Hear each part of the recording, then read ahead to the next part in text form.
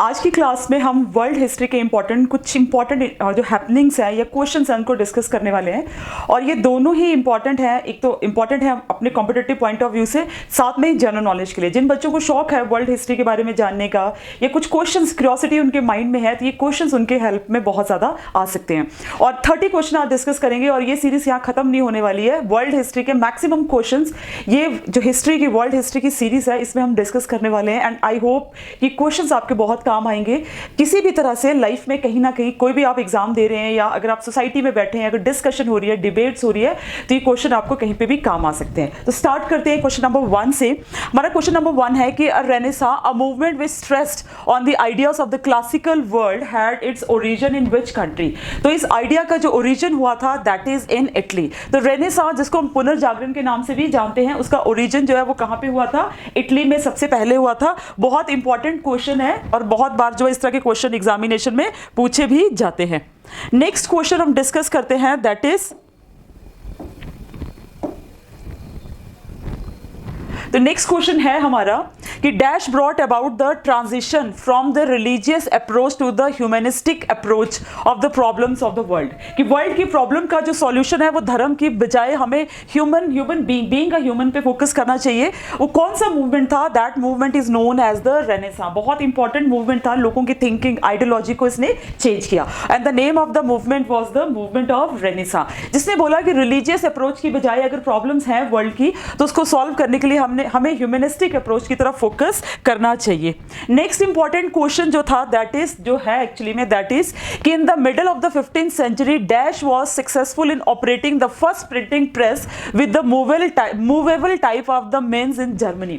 और आपको पता है ये प्रिंटिंग प्रेस एक, जैसे कि अभी आईटी या आर्टिफिशियल इंटेलिजेंस एक रेवोल्यूशन है, प्रिंटिंग प्रेस भी एक आइडियोलॉजी का बहुत बड़ा रेवोल्यूशन था। तो that was a John Gutenberg जो जर्मनी से बिलोंग करते थे।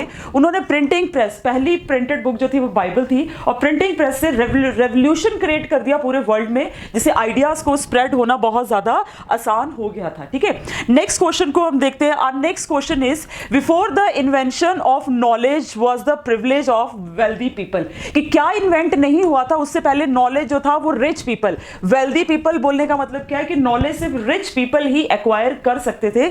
So that was gunpowder, या तो मैनरस, compass, printing press and the computer. और ये हम सब जानते हैं प्रिंटिंग प्रेस है। जैसे कि पहले भी आपको पता है कि मैक्सिमम जो नॉलेज था वो टीचर्स या इंटेलेक्चुअल लोगों के पास ही था, लेकिन अभी आपके पास क्या चीज आ गई है? सोशल मीडिया आ गया है। सोशल मीडिया से आपको बहुत सारा नॉलेज अभी एक पर्टिकुलर सेक्शन के हिस्से में नहीं रह गया है। गूगल देवता की होने की वजह से नॉलेज पूरे वर्ल्ड में स्प्रेड हो गया। तो वैसे ही उस टाइम पे जो इंपैक्ट था वो किसका था? प्रिंटिंग प्रेस का था। 5th क्वेश्चन है हमारा कि dash actually came to be known as the Athens of Italy. Athens आपको पता है एक बर्थ प्लेस था पॉलिटिकल आइडियाज का, एस्ट्रोनॉमी का, वर्ल्ड के जो रहस्य या मिस्ट्री है उनको जानने का। तो इटली के एथेंस के नाम से किसको जाना जाता है? उसका राइट आंसर है B, that is Florence. Florence को इटली का एथेंस कहा जाता है। Very important question. Okay, next question देखते हैं हम, क्वेश्चन नंबर 6।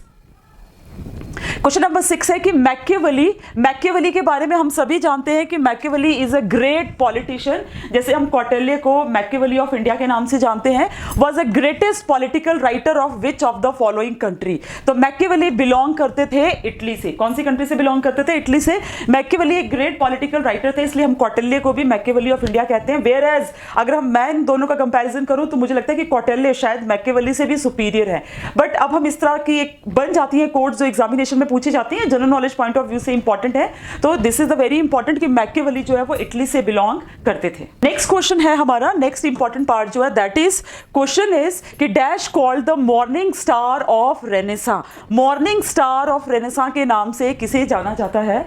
तो मॉर्निंग स्टार ऑफ रेनेसां के नाम से जियोफ्री चौसर, एक बहुत ग्रेट इंग्लिश पोएट थे, इन चौसर को जाना जाता है the morning star of renaissance. Renaissance एक तरह से मूवमेंट है, ये आपने ध्यान में रखना है। And the movement of what? The movement of knowledge. किसका मूवमेंट है? It is a movement of knowledge. Knowledge में एक रेवोल्यूशन आया था, उसको हम रेनेसां के नाम से जानते हैं। साइंटिफिक नॉलेज, हर रिलीजियस से हटके अदर जितनी भी इंफॉर्मेशन है उसके बारे में, तो मॉर्निंग स्टार ऑफ रेनेसां के नाम से जाना जाते हैं चौसर। नेक्स्ट इंपॉर्टेंट क्वेश्चन है हमारा दैट इज कि who wrote the divine comedy. Divine comedy जो थी वो किसने लिखी थी? Divine comedy is a book, बहुत इंपॉर्टेंट बुक है, बहुत बार एग्जामिनेशन में इसका क्वेश्चन भी आता है।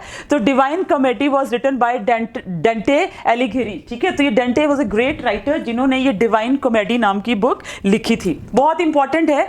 नेक्स्ट इंपॉर्टेंट क्वेश्चन है दैट इज कि dash was the Italian poet, dash was the Italian poet is considered the father of humanism. Okay, एक मिनट जरा ये सेट ही नहीं हो रहा। हाँ, फादर ऑफ ह्यूमनिज्म के नाम से कौन से इटालियन पोएट को जाना जाता है? तो उनका नाम है पेट्रैक। पेट्रैक जो है he is known as a father of humanism, और वो कहाँ के पोएट थे? वो इटली के पोएट थे। बहुत इंपॉर्टेंट क्वेश्चन है, इसको भी आपने ध्यान में रखना है। नेक्स्ट इंपॉर्टेंट क्वेश्चन, और आपने ये पेंटिंग तो बहुत बार देखी होगी, दैट वाज अ मोनालिसा। तो मोनालिसा जो है वो किसका वर्क है? मतलब ऐसा क्वेश्चन नहीं जिसके बारे में शायद कोई जो नॉलेज का रखता हो, नॉलेज लेने के बारे में, उन सबको पता है कि Mona Lisa is a work of Leonardo da Vinci. बहुत इंपॉर्टेंट है, ये पेंटिंग भी अपनी इनोसेंसी के लिए बहुत वर्ल्ड में मानी जाती है, ठीक है। तो नेक्स्ट क्वेश्चन पे फोकस करते हैं, नेक्स्ट पॉइंट पे फोकस करते हैं। That is also a kind of painting and the name of the painting was the last supper, and this is actually connected again with home? This is also again connected with the Leonardo da Vinci. ये भी Leonardo da Vinci की ही painting है, the last supper. कहीं आपने इसके बारे में रीड करा होगा तो जरूर इसके बारे में आपने पढ़ा होगा, ठीक है। नंबर 12 देखते हैं कि whose excellent poem is considered painting is considered as the last judgment। the last judgment के नाम से किसकी पेंटिंग कंसीडर की जाती है? That is Michael Angelo. बहुत इंपॉर्टेंट क्वेश्चन है ये, द लास्ट जजमेंट। बहुत बार एग्जामिनेशन में या इंटरव्यूज में ये क्वेश्चन पूछा जाता है, दैट इज माइकल एंजेलो। बहुत इंपॉर्टेंट है, इसको भूलना नहीं है। नेक्स्ट क्वेश्चन देखते हैं, that is Erasmus was the great renaissance scholar belongs from which country? तो जो आपके डेसिडेरियस इरास्मस जो थे वो बिलोंग करते थे हॉलैंड से। Now it is known as a Netherland. इसको अब किस नाम से जाना जाता है? नीदरलैंड के नाम से जाना जाता है। डच पीपल कहते हैं हम, जो हॉलैंड और नीदरलैंड के लोग हैं उनको किस नाम से जानते हैं? डच नाम से जानते हैं।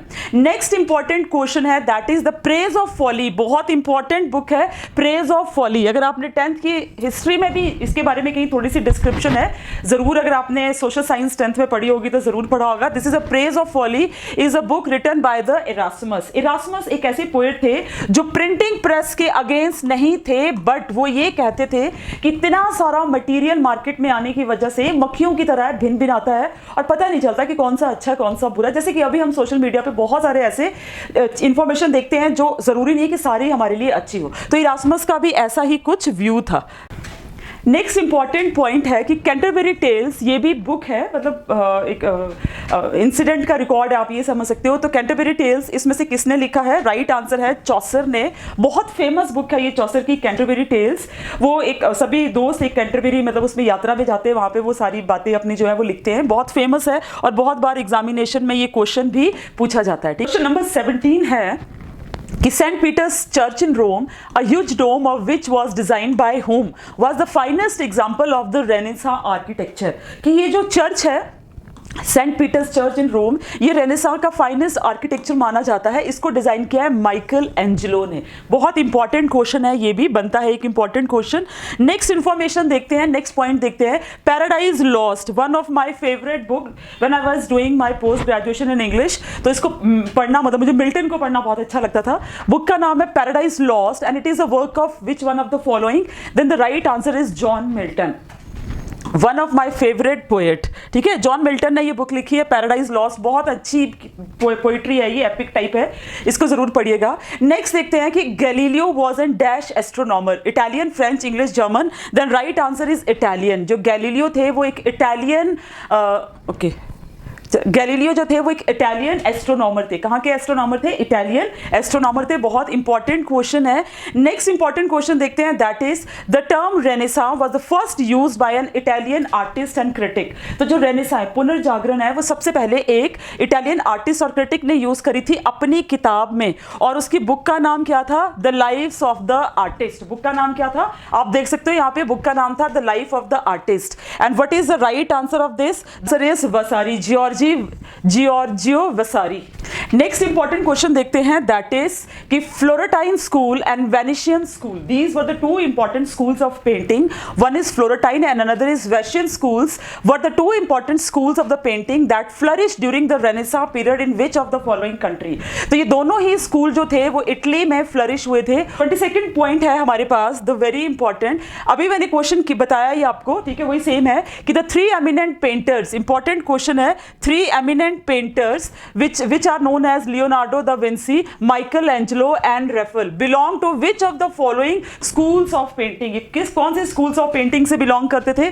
That is a Florentine schools of painting. Next है, who is known as the father of modern science? अब father of modern science के बारे में बहुत सारे views हैं। गैलीलियो को भी father of modern science, modern astronomy माना जाता है, but बहुत ज़्यादा Roger Bacon is known as a father of modern science, इनको भी father of modern science consider किया गया है। बहुत इंपॉर्टेंट क्वेश्चन है, ये भी आपके लिए इंपॉर्टेंट बनता है। 24th पॉइंट है कि who asserted that science depends upon the observation of facts? ये किसने कहा था कि साइंस जो है वो डिपेंड करती है ऑब्जर्वेशन ऑफ फैक्ट्स ने?